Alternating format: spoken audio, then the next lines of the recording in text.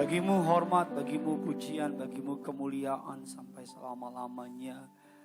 Lebih baik berada dalam pelataran-Mu daripada 1000 hari di tempat lain.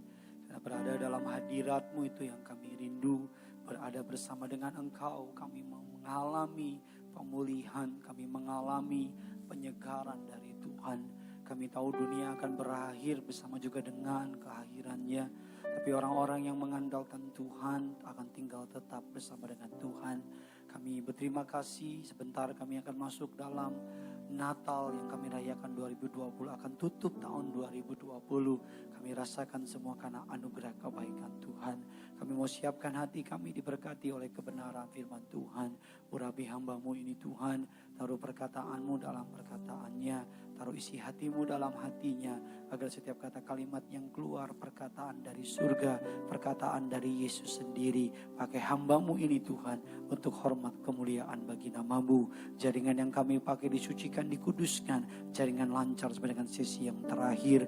Bahkan setiap kuasa gelap iblis setan apapun nama-Mu, Engkau tidak punya kuasa di tengah-tengah kami. Allah Roh Kudus, Engkau disambut di tengah-tengah kami. Di dalam nama Tuhan Yesus, setiap kita yang siap diberkati firman Tuhan, sama-sama dengan bangga kita katakan, kita kasih tepuk tangan yang luar biasa bagi Tuhan kita. Silakan duduk kembali saudara. Haleluya, puji Tuhan. Suatu kehormatan buat saya bisa kembali melayani saudara pada siang hari. Dan terima kasih kepada Tuhan Yesus untuk kepercayaannya melayani saudara. Terima kasih kepada Gembala Sidang Gereja Tiberias Indonesia, Bapak Pendeta Dr. Yesaya Pariaji bersama dengan Ibu Pendeta Darniati Pariaji atas percayaannya saya melayani pada siang hari ini. Terimalah salam dari mimbar ini. Shalom Tiberias.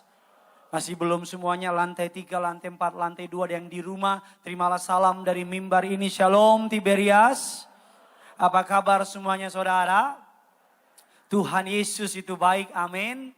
Saya belum melihat tangan-tangan yang diberkati Tuhan, bisa lambaikan tangan saudara. Kita kasih tepuk tangan dulu dong yang luar biasa bagi Tuhan kita. Sebelum kita masuk dalam kebenaran firman Tuhan, mari sama-sama kita mengangkat Alkitab kita tinggi-tinggi. Saudara yang Alkitabnya ada di HP, jangan malu-malu, angkat HP-mu tinggi-tinggi. Sama-sama angkat Alkitab saudara tinggi-tinggi dengan imam percaya. Sama-sama ikuti doa saya dalam nama Tuhan Yesus Kristus. Aku percaya Alkitabku ini adalah firman Allah yang hidup. Aku adalah sama seperti yang difirmankannya. Aku adalah sama seperti yang dijanjikannya. Aku yang terima firman Tuhan, hidupku tidak akan sama lagi. Yang percaya kita katakan amin. Keluarkan pulpen saudara, keluarkan catatan saudara. Kita akan sama-sama belajar. Masih dalam serial khotbah mengenai Natal dengan judul besar Jesus Reason for the Season.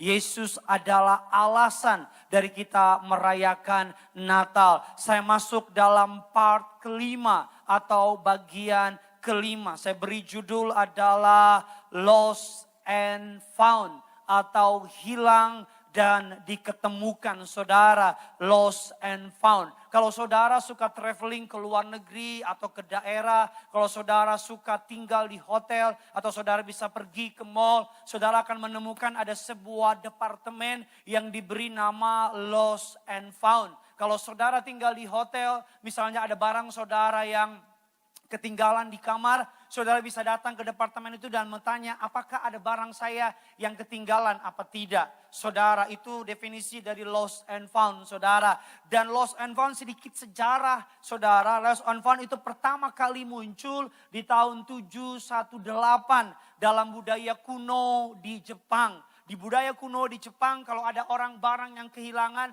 akan disimpan oleh beberapa orang yang dianggap penting di desa atau di tempat itu. Dan orang bisa datang ke orang itu saudara.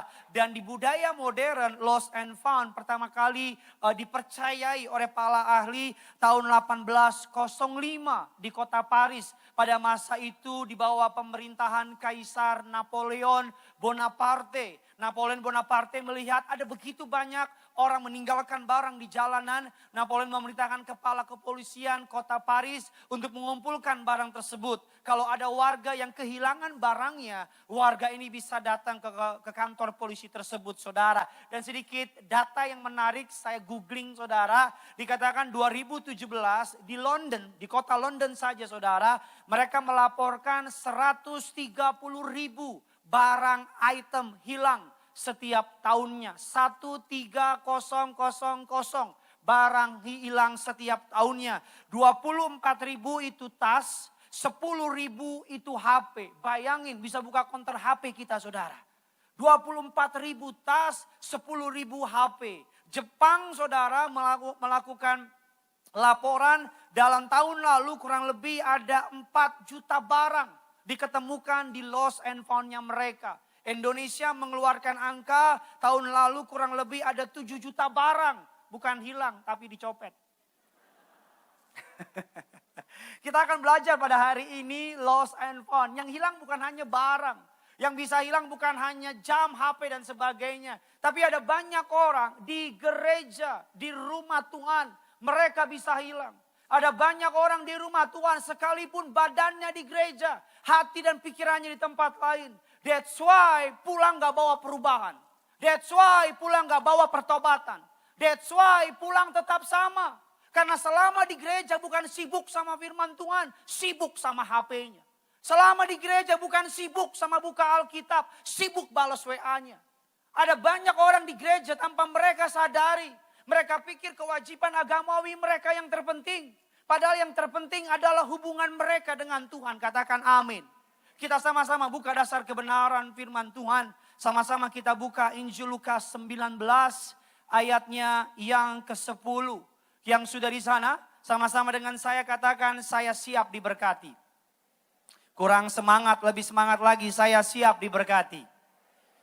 Sama-sama, 1, 3, iya.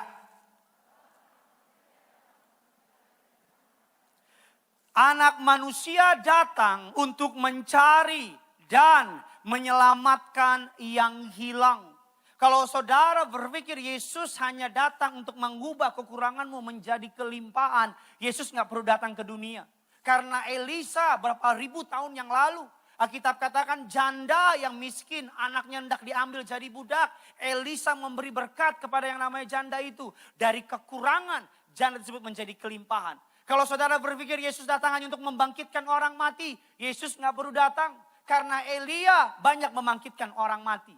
Kalau saudara berpikir Yesus datang cuma hanya mengubah air menjadi anggur. Yesus gak perlu datang. Karena hambanya Musa lebih hebat dari Yesus. Dia mengubah air menjadi darah dalam 10 tula.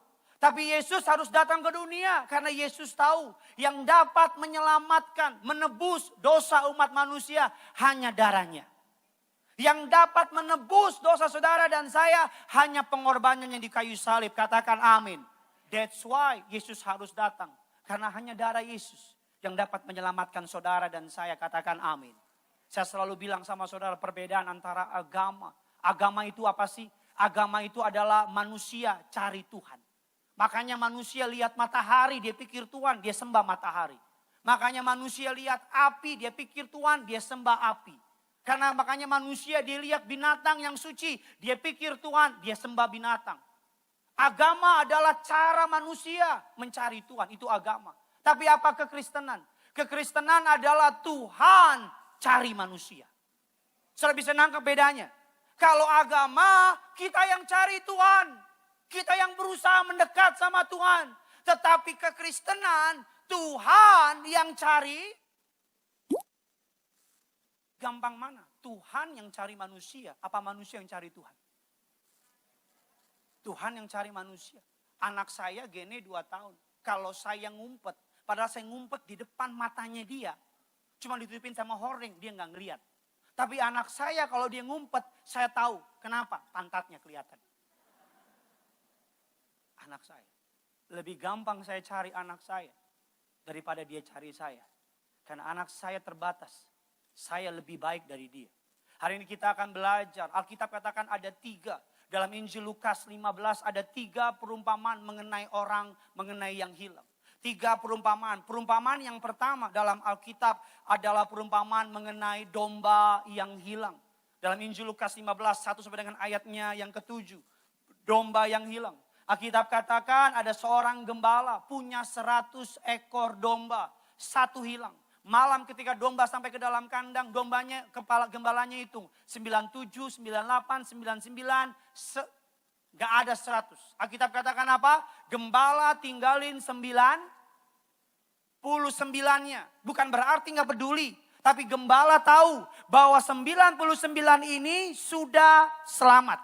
Sudah diketemukan. Domba tinggalin 99, ketemuin yang satu. Persembahan atau gambaran yang kedua adalah seorang wanita. Alkitab katakan ada seorang wanita punya 10 mata uang dirham. 10 uang mata dirham, satu yang hilang. Saya senang. Alkitab bilang bukan laki-laki, tapi perempuan yang uangnya hilang. Kalau saudara tahu maksud saya. Karena kalau laki-laki uang hilang dia nggak cari. Tapi kalau perempuan uang hilang, jangankan uang hilang. Uang suami di bawah kaos kaki bisa ketemu sama perempuan. Alkitab katakan dibuka pintunya, dibuka lemarinya, mejanya dibuka untuk mencari koin yang hilang. Yang ketiga perumpamaan mengenai anak yang hilang. Alkitab katakan anak ini anak yang kurang ajar, Pak. Kenapa kurang ajar? Papanya masih hidup, dia minta warisan. Bayangin saudara masih hidup, Pak, warisan. Apa jawabmu? Gue masih hidup, Bambang. Anaknya ambil warisan, anaknya pergi. Tinggalin papanya. Kita akan masuk dalam inti kebenaran firman Tuhan. Saudara siap diberkati? Ada sedikitnya 5 kebenaran. What do I lose when I am lost? Apa yang hilang ketika saya terhilang? Apa yang hilang dalam hidup saya ketika saya terhilang? Saudara siap diberkati? Kita kasih sekali lagi tepuk tangan dulu buat Tuhan kita saudara. Haleluya. Yang pertama apa yang hilang ketika saya terhilang? Yang pertama I lose my direction. Saya kehilangan arah. Saya kehilangan tujuan. Yesaya 53 ayatnya yang ke-6. Sama-sama kita baca. 1, 2, 3, ya.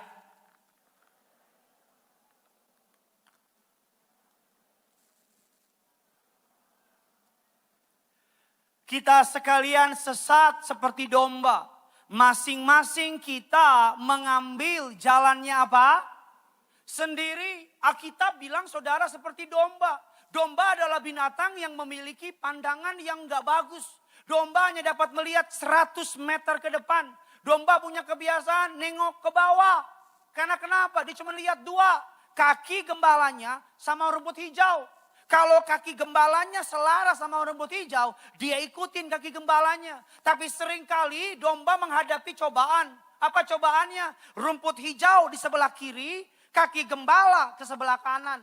Dan biasanya domba yang belum nurut sama gembalanya akan lebih mengikuti rumput hijau. Padahal di ujung ada serigala yang menanti.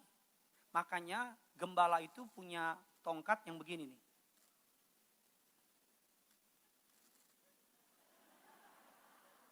Bisa diem aja sih.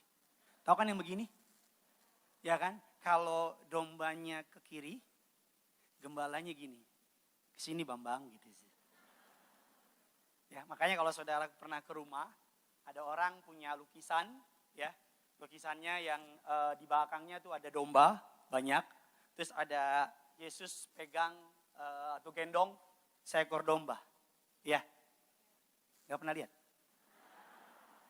Ini orang Kristen bukan sih? Pernah lihat ya, ya kan? Jadi ada dombanya banyak di belakang, Yesus pegang gitu. Terus ada orang biasanya yang nggak terlalu ngerti Alkitab, bilang, aduh sweet banget. Pengen dong jadi domba yang digendong Yesus gitu. Padahal dia nggak ngerti, domba yang digendong Yesus, domba yang paling bangor. Domba yang paling nakal, biang kerok. Kenapa? Karena domba, kalau dia ngelawan, kalau dia nggak dengerin, pertama pakai ini, yang itu tadi. Ini pertama, tapi kalau dia masih lari, jalan-jalan, kalau istilah bahasa Yahudi mentel-mentel, akan pakai yang ujungnya buat pukul kakinya. Karena kakinya dipukul, dombanya gak bisa jalan. Makanya Yesus gendong. Jadi ketika Yesus gendong di gambaran itu, Yesus mau bilang, lu jangan kayak begini. Jangan nakal kayak begini. Ada banyak di antara kita. Kita perlu dipukul dulu sama Tuhan. Baru bertobat. Perlu dihajar dulu ekonomi kita. Baru ke Gading Nias. Perlu dihajar dulu kesehatan kita. Baru ke Gading Nias. Ada banyak di antara kita yang gak mau cara yang mudah untuk bertobat. Kita mau cara yang keras. Baru bertobat. Saya mau bilang sama saudara. Ketika kita terhilang. Kita mengalami hilangan pertama apa? Kita punya direction. Kita jadi gak tahu mau buat apa. Yang kedua. Ketika saudara dan saya terhilang. Apa yang hilang ketika saya terhilang? Yang pertama adalah direction, arah tujuan. Yang kedua saudara kehilangan yang namanya guidance atau tuntunan. Sama-sama bilang sama saya tuntunan. Alkitab katakan Zakaria 10 ayat yang kedua. Oleh sebab itu bangsa itu berkeliaran seperti kawanan domba. Menderita sengsara sebab tidak ada apa? Gembala. Saudara bisa lihat saya ke depan. Kalau saya boleh menganalogikan kehidupan ini seperti perjalanan. Katakan amin dulu. Kalau saudara dalam perjalanan, saudara butuh yang namanya roadmap. Saudara butuh yang namanya peta. Saudara perlu buka peta untuk tahu saudara mau kemana. Buka peta. Setelah buka peta, saudara perlu ada yang namanya kompas. Untuk melihat arah. Directionnya mau kemana. Mana utara, mana selatan, mana timur, mana barat. Udah ada roadmap, peta, ada kompas. Yang terakhir saudara bukan hanya kompas, bukan hanya peta. Saudara butuh yang namanya apa? Navigator untuk nuntun saudara. Supaya saudara sampai ke tujuan. Saudara butuh peta, saudara butuh kompas, saudara butuh sama yang namanya navigator. Kalau saya boleh menganalogikan dalam iman kekristenan, dalam perjalanan iman saudara, saudara butuh peta. Apa petanya? Gak lain gak bukan. Firman Tuhan. Alkitab. Alkitab ini petanya, katakan amin. Tapi banyak di antara kita gak pernah buka Alkitab. Lebih banyak nyari apa kata bintang. Kita lebih fokus sama ramalan bintang. Padahal kalau saudara pengen cari tahu roadmap petanya, tinggal buka Alkitabmu. Apa yang what should I do? Apa yang harus saya lakukan? Semua ada di Alkitab. Kalau saudara sudah punya Alkitab yang menjadi kompasnya, apa Pak Pendeta? Hati nurani saudara. Hati nurani itu punya alarm. Kalau saudara pengen buat yang aneh-aneh, hati nurani akan bilang apa? Gak mungkin bilang sikat bro, itu mah setan. Hati nurani akan bilang apa? Jangan. Anak-anak muda, engkau yang pengen pacaran sama orang seberang, hati nurani bilang jangan. Ingat kata pendeta boyband Korea Utara. Logika bilang apa? Hajar. Hati nurani bilang apa? Terang gelap gak bisa bersatu. Logika ngomong apa? Kamu yang terangin dia. Hati nurani bilang kamu bukan petugas PLN. Kamu gak bisa terang-terangin. Hati nurani yang jadi kompas, Pak. Alkitab yang menjadi peta. Hati nurani kompasnya. Navigatornya siapa?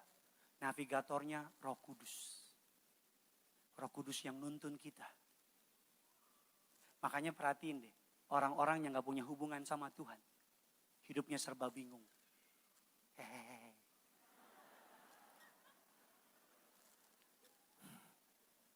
Hidupnya serba apa? Serba bingung. Mau buat apa bingung. Mau kerjain apa bingung. Semua kelihatan sama. Yang ketiga, apa yang hilang ketika saya terhilang?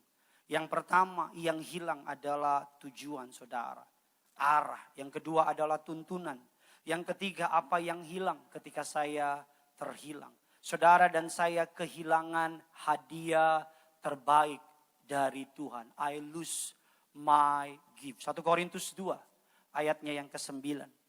Sama-sama kita baca. Tiberias Gadinias dan yang di rumah. 1, 2, 3, ya.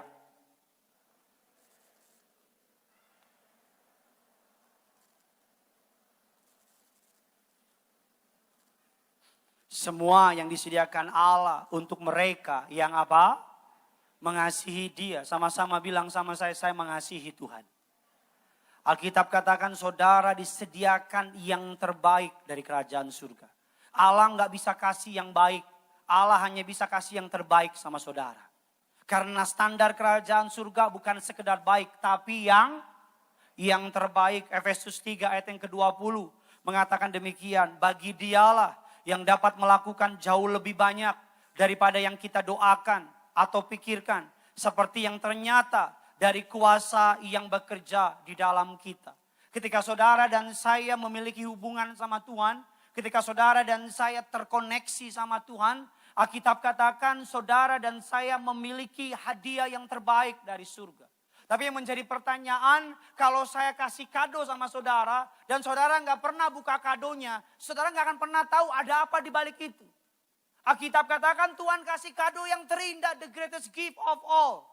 Di Yohanes 3:16, karena begitu besar kasih Allah akan dunia ini. Dia memberikan anaknya yang tunggal. Agar barang siapa yang percaya kepada dia tidak binasa, melainkan beroleh hidup yang kekal. Katakan amin. Tuhan memberi saudara kado yang terindah. Tapi kita lebih sibuk buka kado dari dunia. Kita nggak pernah unwrap kado yang dari surga. Kita nggak pernah buka kado yang Tuhan kasih sama kita. Kita sibuk buka kado yang dari dunia tawarkan. Ketika saudara terhilang, saudara mengalami kehilangan apa? Pemberian yang terbaik. Saudara nggak dapat menikmati Yesus. Karena semua kepenuhan Allah ada di dalam Yesus. Katakan amin. Sama seperti lampu yang saudara lihat ini. Lampu ini semua hanya menyala karena mereka nempel sama listriknya. Sound system yang saya pakai ini.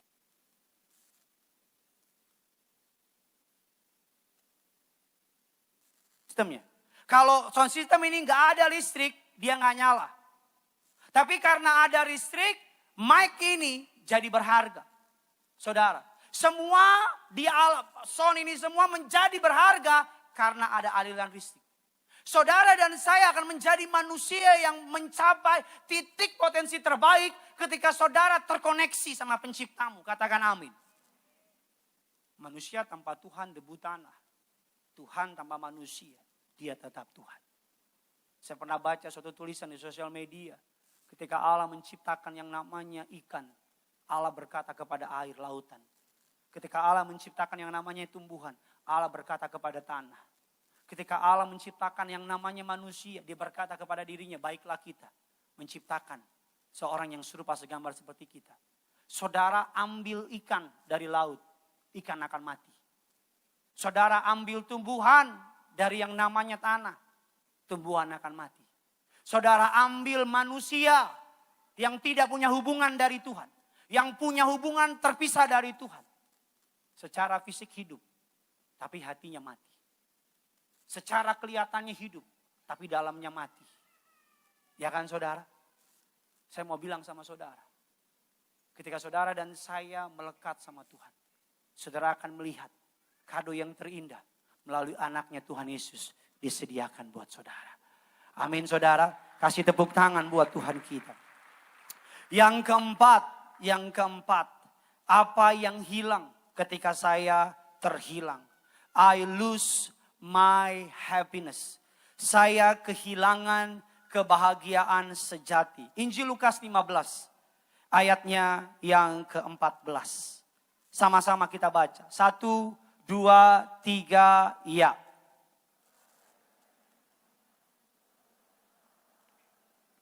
Dan ia pun mulai apa? Alkitab katakan anak muda ini selama dia tinggal sama papanya. Alkitab katakan keadaannya baik. Katakan amin. Semua yang diperlukan tercukupi. Tapi anak ini berkata sama papanya, papa saya bosen, saya mau pergi sendiri. Anak ini dia minta hartanya, dia tinggalin papanya. Di situ terjadi masalah. Selama dia sama papanya, selama dia nempel sama papanya, everything's good. Selama saudara nempel sama Tuhan, sekalipun masa pandemi, berkat Tuhan tidak kenal pandemi. Sekalipun ada masa sukar, berkat Tuhan tidak kenal masa sukar.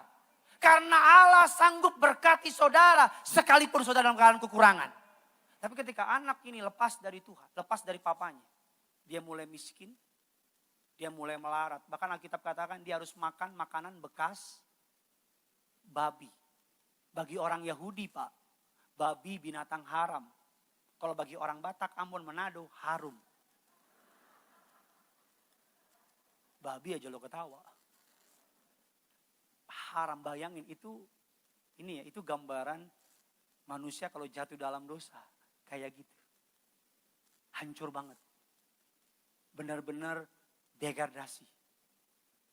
Makanya Paulus bilang, dua ciri manusia di akhir zaman. Manusia yang dipimpin oleh roh, manusia yang dipimpin oleh kedagingan. Gak bisa dua-duanya, harus salah satu. Karena kalau sudah dipimpin oleh roh, cirinya setiap hari saudara akan melawan kedagingan. Kalau saudara dipimpin oleh kedagingan, cirinya setiap hari engkau akan melawan tuntunan roh. Saudara gak bisa dua-duanya. Gak bisa kejar dua kelinci di tempat yang berbeda. Karena dua tempat berbeda. Kelincinya di arah yang berbeda. Jadi saudara putuskan. Mau ikut dipimpin oleh Roh Kudus. Atau dipimpin oleh kedagingan. Kalau dipimpin oleh Roh Kudus ketika engkau bangun pagi. Daging bilang ambil HP. Cek WA. Roh Kudus bilang ambil Alkitab. Cek firman Tuhan. Amin. Tapi kalau dipimpin oleh kedagingan tiap hari. Engkau akan berusaha melawan tuntunan Allah. Makanya saya mau bilang sama saudara. Saudara boleh kaya. Tapi kalau saudara di rumah berkonflik sama istri, sama anakmu. Engkau pasti gak bahagia. Saudara boleh punya pekerjaan yang bagus. Tapi kalau semua orang kantor konflik sama saudara. Saudara pasti gak bahagia. Konflik sama sesama manusia aja kita gak bahagia. Apalagi kita punya konflik sama yang punya kerajaan surga. Hubungan kita gak nyambung sama Tuhan. Gak enak banget. Saya kasih ilustrasi sama saudara. Anggap saja ada seorang anak. Namanya Alek. Emang kenapa sama Alek? Namanya Alek. Alek punya papa namanya Gideon. Amit-amit. Alek kerjaannya berantakin mainan. Berantakin mainan. Suatu hari papanya Gideon pulang. Ketika Alek lihat papanya pulang, Alek langsung rapiin mainannya. Mainannya dirapiin, mainannya dibersihin. Dan ketika mainannya dibersihin, papanya datang, tiba-tiba peluk Alek. Dan ketika dipeluk oleh papanya, apa jawab anaknya? Anaknya bilang gini, Alek tahu kenapa papa peluk Alek? Kata papanya, kenapa? Karena Alek habis rapiin mainan kan?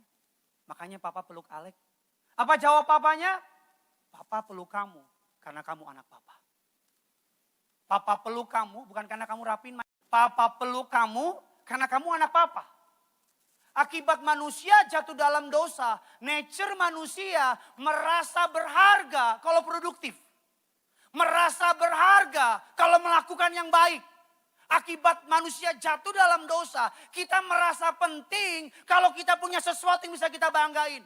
That's why kalau saya ke gereja, kalau saya ajak teman saya ke gereja, saya bilang, bro, ayo ke gereja Natal ini. Aduh bro, jangan bro, minggu ini gue banyak dosa, gue gak gereja dulu deh. Harusnya kalau banyak dosa, bukan gak ke gereja, harusnya kemana? Udah teriak-teriak nih bos. Saya kalau ajak orang ya ke gereja ya, ayo ke gereja. Apa jawabnya? Aduh, gue lagi banyak dosa nih. Gue gak gereja dulu deh. Saya gak pernah ketemu orang hampir mati. Ayo ke rumah sakit, gue mau mati nih. Nggak ke rumah sakit dulu deh. Akibat manusia jatuh dalam dosa. Kita ngerasa berharga kalau kita produktif. Kita ngerasa berharga kalau kita signifikan. Kita ngerasa berharga kalau kita doing good. Saudara pasti sering dengar ini berkali-kali. Tapi saya mau jelasin sama saudara dari sudut pandang yang berbeda. Saudara pasti sering dengar cerita soal uang yang dibejek-bejek. Ini berapa? Uang lu cepat ya. 50.000. Ada yang mau? Ini mau Natal saya kasih. 50.000. Anggap aja ini saudara dan saya. Dunia bejek saudara. Dibejek. Tapi saudara masih mau kan? Dunia cuy. Masih mau kan? Saya buang, saya injek-injek. Masih mau kan? saya coret-coret. Masih mau kan? Ini saudara, dunia bejek saudara, dunia hina saudara, dunia injek saudara, dunia robek saudara, dunia coret-coret saudara.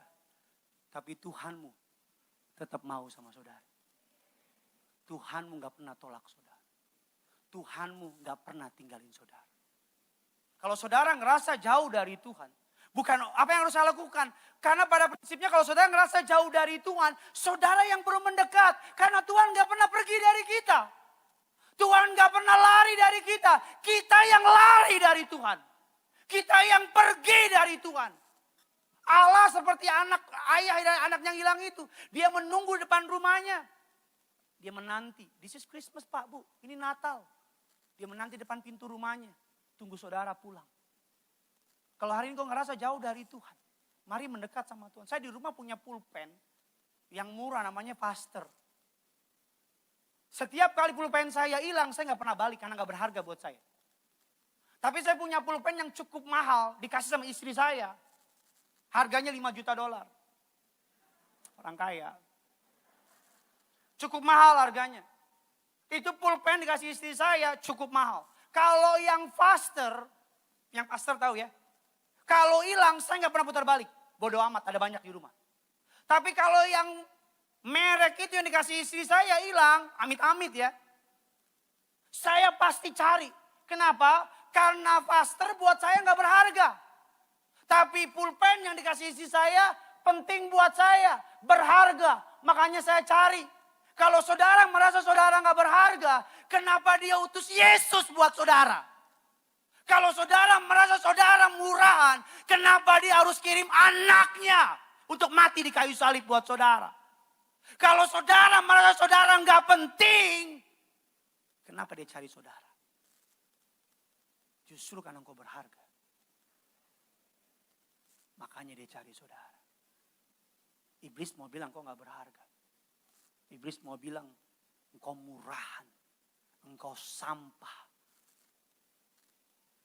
Tapi seperti pulpen tadi yang mahal buat saya cari. Kemanapun itu pulpen saya cari. Seperti saudara dan saya. Kau boleh lari sejauh mungkin. Tuhan cari saudara.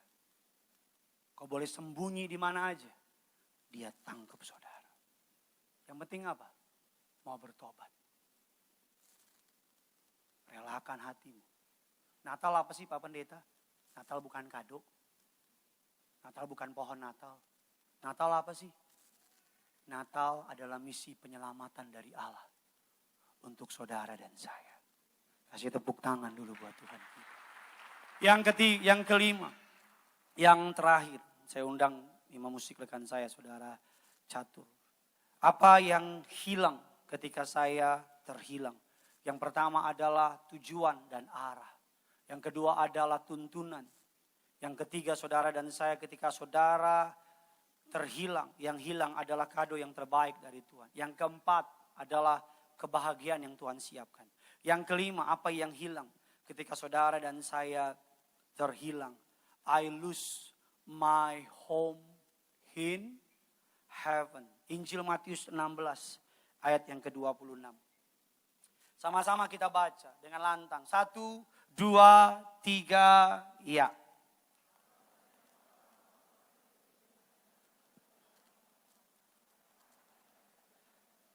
Sekali lagi saudara dengan lantang. 1, 2, 3 ya.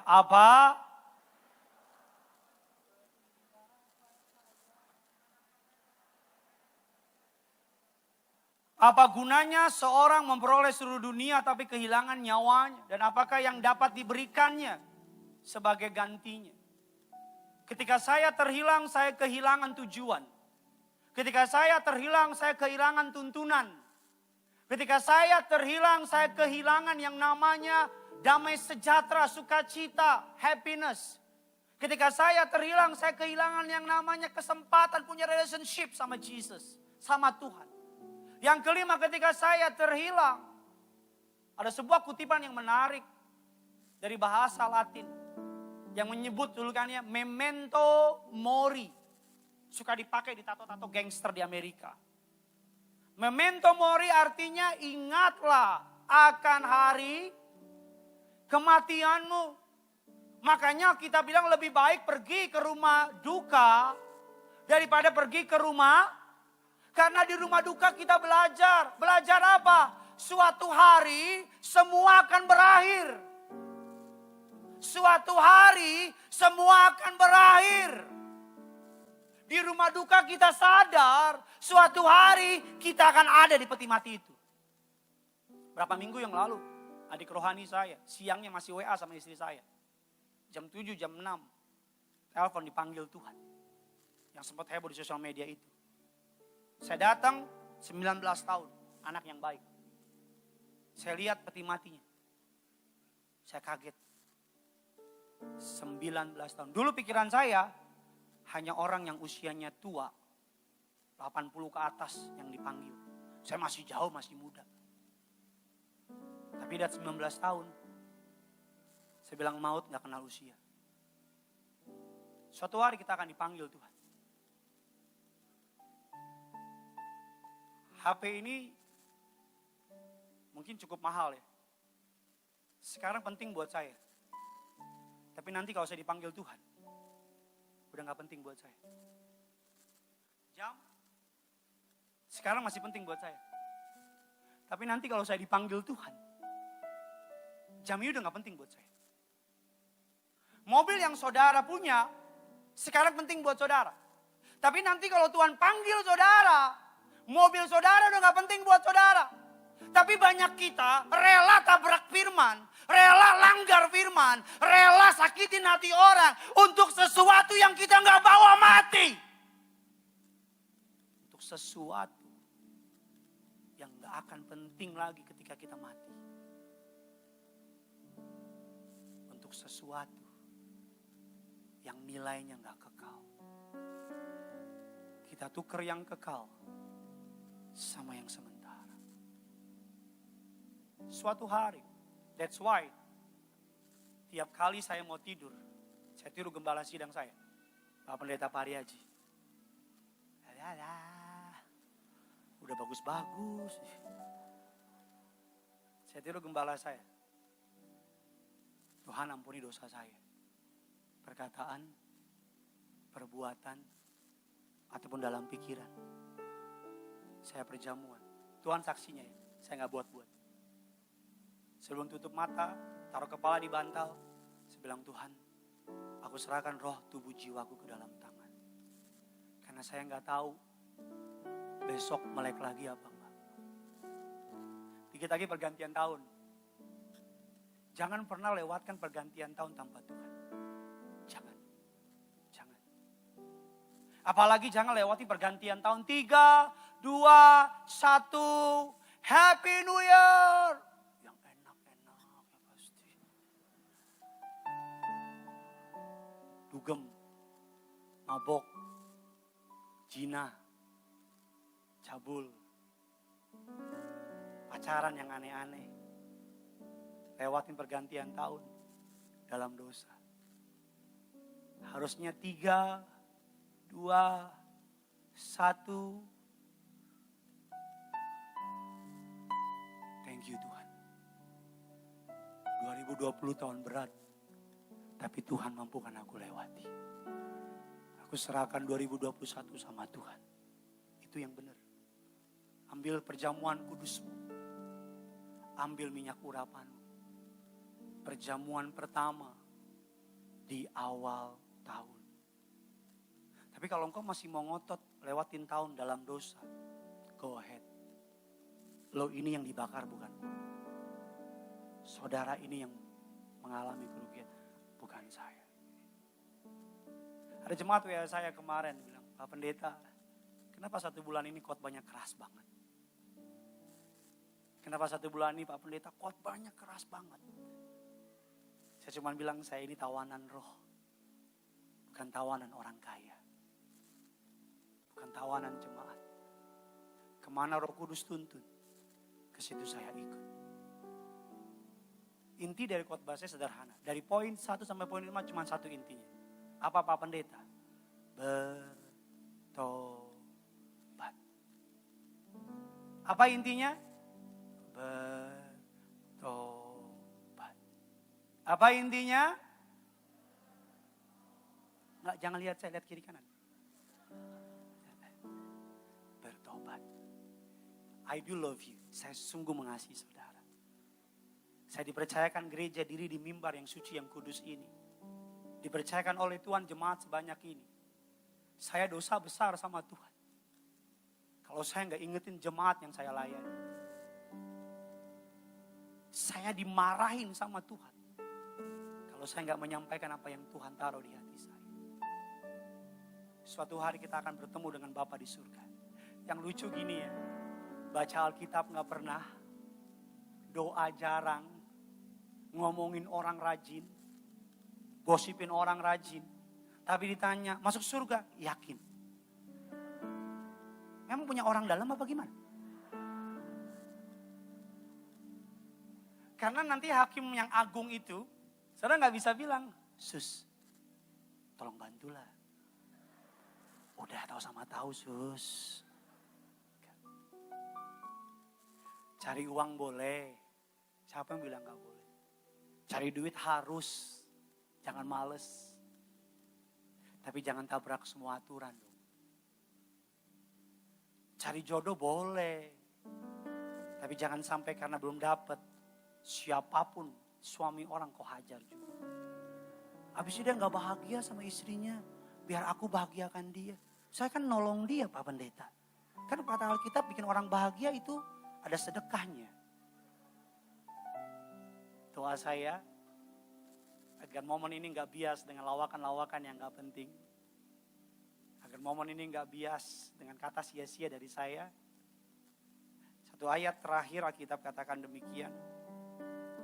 Ya saudara dan saya sama-sama baca.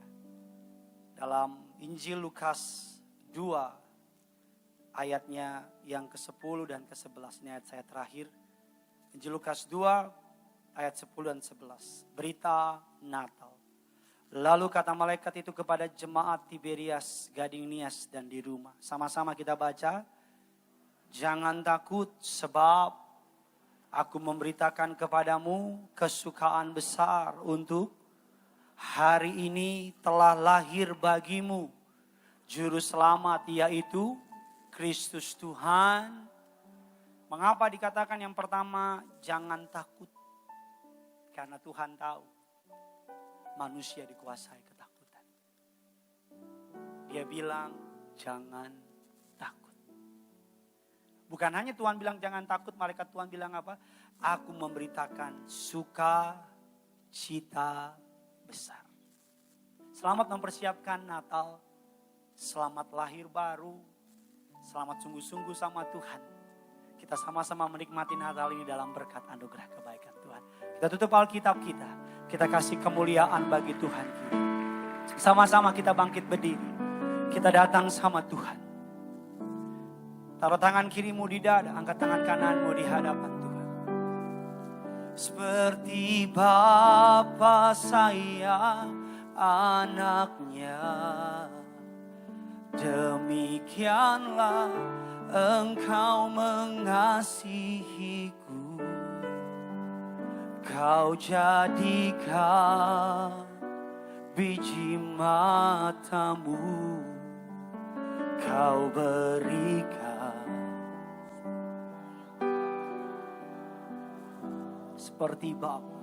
seperti Bapa sayang anaknya, demikianlah Kau menuntun langkahku. Sambil angkat tanganmu katakan,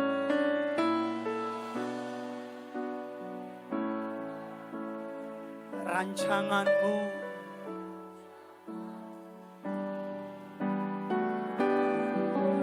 lebih sungguh lagi. Sambil angkat tanganmu sama-sama. Seperti Bapa sayang, katakan demikianlah Engkau mengasihi. Dengan bangga bilang Kau jadikan saudara dan saya biji matamu.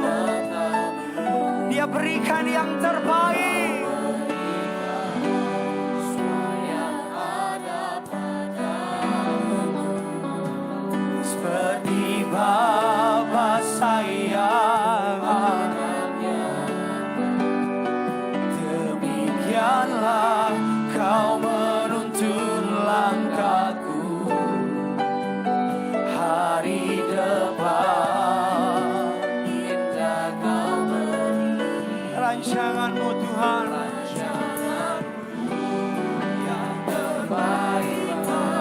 Sama-sama kita kasih tepuk tangan.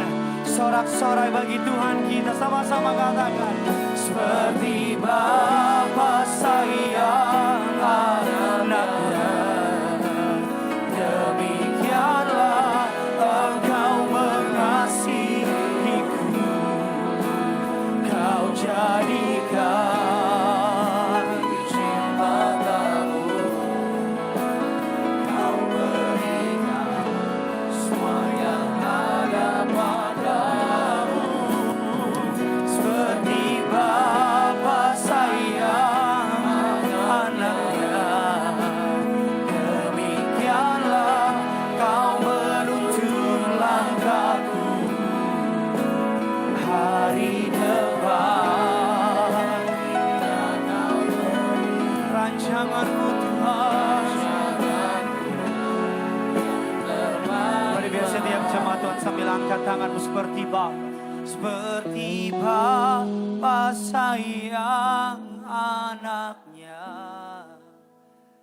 demikianlah. Angkat tanganmu dengan bangga, bilang, biji matamu, janjimu Kau berikan.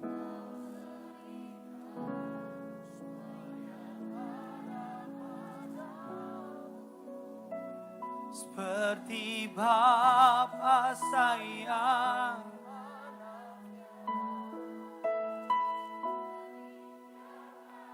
Kau menuntun langkahku hari depan.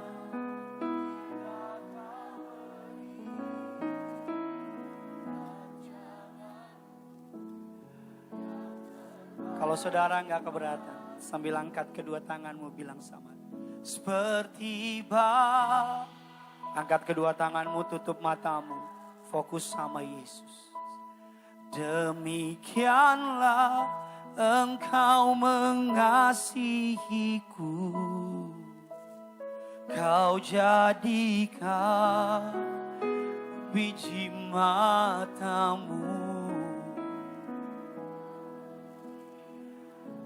semua yang ada padamu.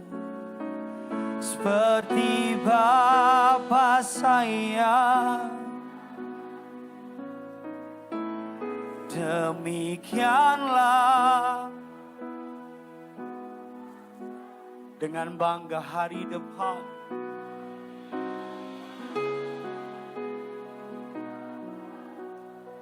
Rancangan-Mu Tuhan.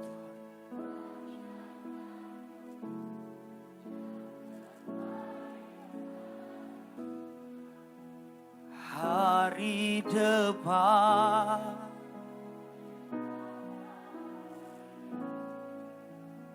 Rancangan-Mu 2021 Tuhan indah beri hari depan.